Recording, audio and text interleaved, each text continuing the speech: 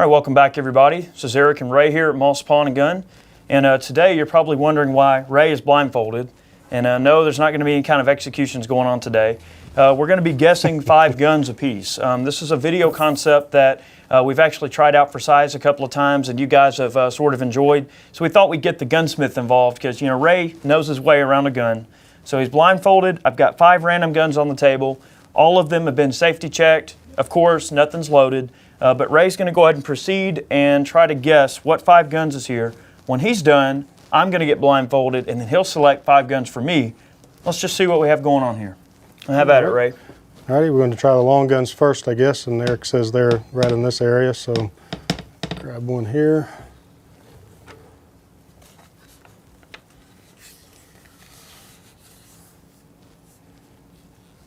Checking out the muzzle. And maybe explain to people like what gives it away for you, like how you can tell. What gave this away for me right off the bat was the muzzle. I can feel that it's threaded.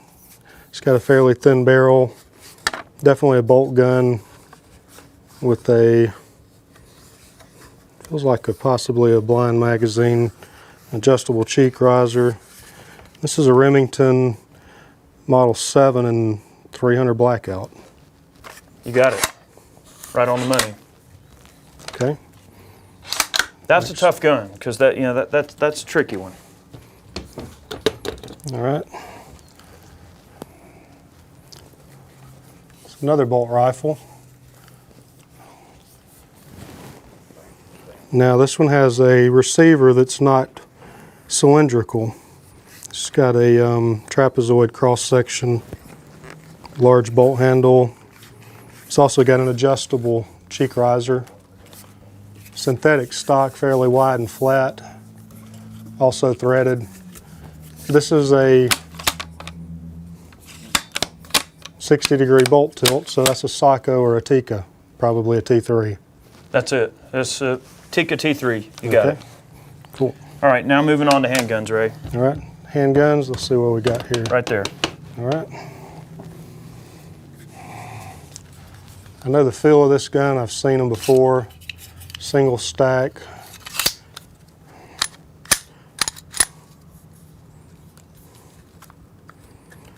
Striker fired.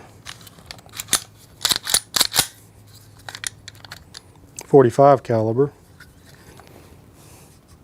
It's a Cobra Patriot in .45. You got it. That's the one I could have swore it was going to stump you. I figured that.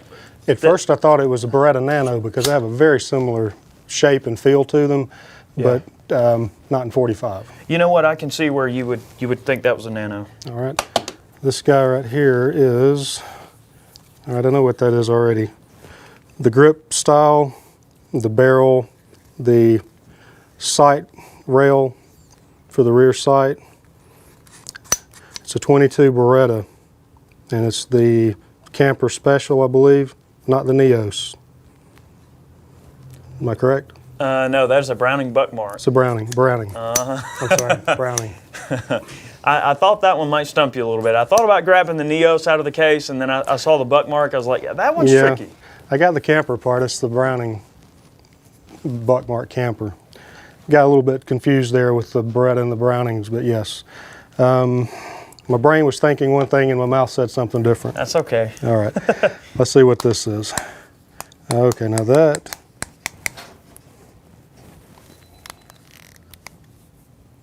It's got a grip safety. All right, on that one, you get extra points if you can make the connection to the new gun that's coming out. Well, I know what this is. I have. Oh yeah, I definitely know what this is. This is an original Remington 51. Yeah, definitely. All right, and where does the extra credit come into play? Well, because this is the original version of the new 51 that Remington's manufacturing now, because they both use the Peterson locking mechanism and principle for the barrel and slide lockup. So not very many guns have ever used that. The 51 original, the 51 new, and the Peterson device that was used in the military 03s to convert them to 32 auto. But pretty cool guns.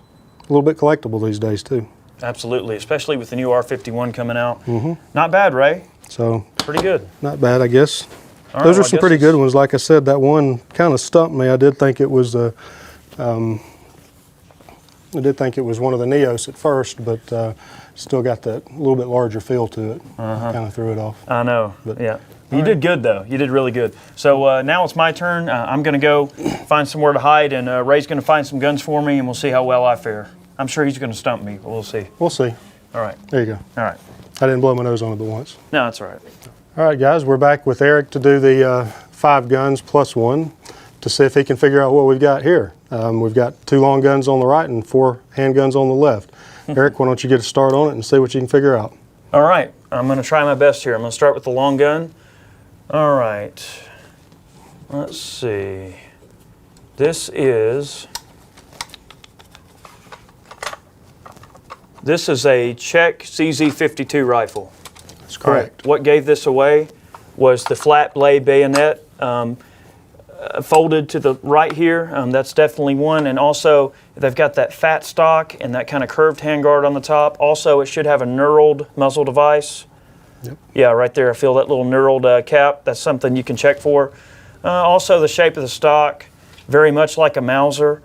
Pretty much from here up, it has the feel of a Mauser rifle, and that gave that away pretty easy. Okay. All right. I got it? Cool rifles. I wish I could find one that I could actually get some ammo for. Yeah, good clean one. This one's not Yeah, the I cleanest know. one in the world. All right, but we it's got all right. another long gun here. Yep. Let's see. One shouldn't be too terribly difficult.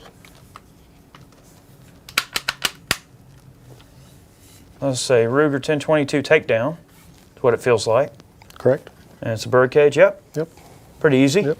Yep, not too hard. All right. I'm sure you threw in some stuff to make it even harder. Yeah, wasn't sure if you're going to overlook the takedown portion of that or not. So All right. So, okay. So I get bonus points for that. not really. So it's one of the situations where the points don't matter. It doesn't matter, you know. You figure All it right, out. we got so a that's handgun here. It feels like some type of little 22.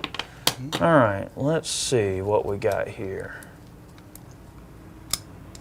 This is one of those ISSC Glock copies, isn't it? good. It is. The little, oh, wait a minute, I can tell you one way I can tell. Yep, It's got the hammer. and a little funky hammer in the back.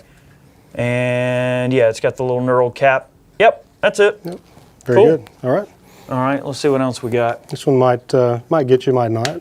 Might get me, might not. Well, we got a wheel gun here. All right.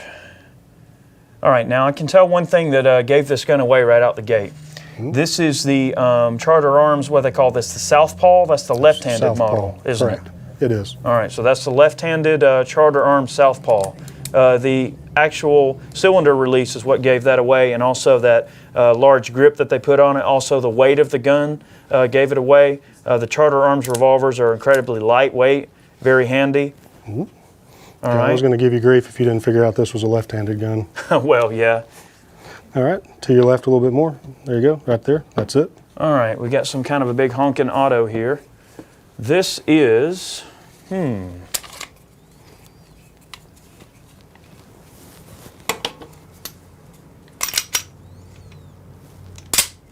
I dry fire? Is that allowed? Yeah. As far as I'm concerned. All right. This is,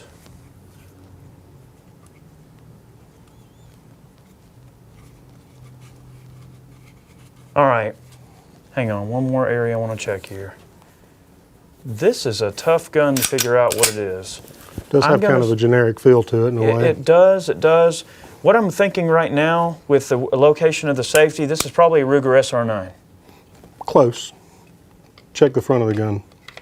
Oh, a 45, SR45? SR45. Correct. Cool.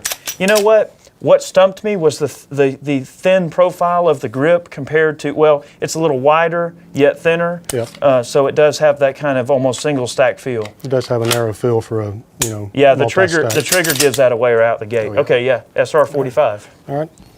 One more pistol I want you to try and see if you can figure out what that might be. There you go.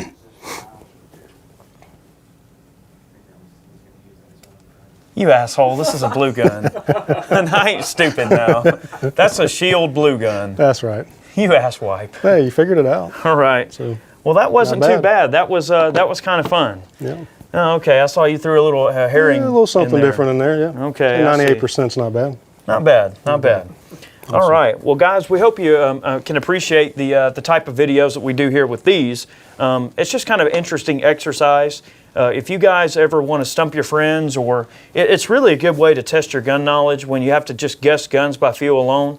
And we'll also say that in a defensive situation, or let's say you're in a home invasion situation where you have to reach for your firearm in the middle of the night, you need to know. You need to know what it feels like. How it feels and how to use it. Don't always have light on your side either. You know, ask many of the guys that have fought for your freedoms and see if they always fight in a bright daylight situation.